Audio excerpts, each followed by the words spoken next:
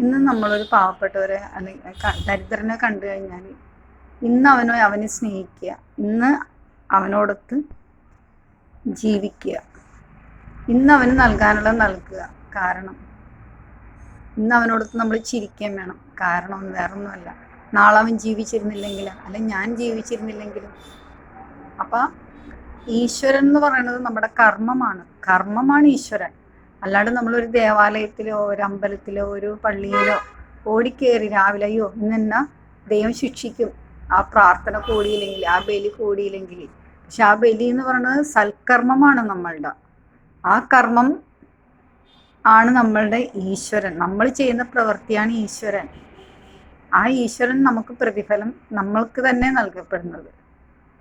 അല്ലാണ്ട് നമ്മൾ അയ്യോ ഇന്ന് ഇത്രയും പൈസ ഞാൻ കൂട്ടിവെച്ച്, അല്ലെങ്കിൽ ഞാൻ ഇത്രയും സമ്പാദിച്ച്, എന്നാലും ഞാൻ ഇന്ന് ദേവാലയത്തിൽ പോയി അല്ലെങ്കിൽ അവിടെ പോയി പ്രാർത്ഥിച്ചില്ലെങ്കിൽ ഇന്ന് എന്നെ ശിക്ഷിക്കും. ഒരിക്കലും ഇല്ല.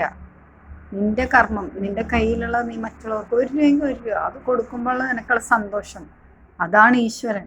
അപ്പം അവരോടൊത്താണ് നമ്മൾ ജീവിക്കേണ്ടത്. അപ്പം അങ്ങനെയുള്ളവർ നമുക്ക് ഒരു നിമിഷം രക്ഷപ്പെടുത്താൻ കഴിഞ്ഞെങ്കിൽ നമ്മളത് ഈശ്വരനാകണേന്ന്. അവർക്കൊരു ഭക്ഷണം കൊടുക്കുമ്പോൾ അവർ നമ്മളിലൂടെ ഈശ്വരനെ കാണണോ? അല്ലെങ്കിൽ ഞാൻ ഇന്നൊരാളുടെ കൈ നീട്ടി എനിക്ക് ഒരു നേരത്തെ ആഹാരം തരുമെന്ന് ചോദിച്ചാൽ ആ വ്യക്തി പ്രാർത്ഥിക്കുക, അല്ലെങ്കിൽ എന്ന് പറഞ്ഞു കഴിഞ്ഞാൽ എനിക്ക് എൻ്റെ വിശപ്പ് മാറൂല. അതേസമയം ആ വ്യക്തി എനിക്കൊരു ഭക്ഷണം തരുമ്പോൾ ഞാൻ ആ വ്യക്തിനെ ഈശ്വരനായിട്ടാണ് കാണുന്നത്. അപ്പം അതാണ് ഈശ്വരൻ, കർമ്മമാണ് ഈശ്വരൻ. അപ്പം കർമ്മത്തിലൂടെയാണ് നമ്മൾ കർമ്മമാണ് പ്രാർത്ഥന. ഇതെല്ലാം കർമ്മത്തിലൂടെ തന്നെയാണ് എല്ലാം നമ്മൾ നേടുന്നത്. അപ്പം ആ സൽക്കർമ്മമാണ് നമ്മളുടെ ബലികളും.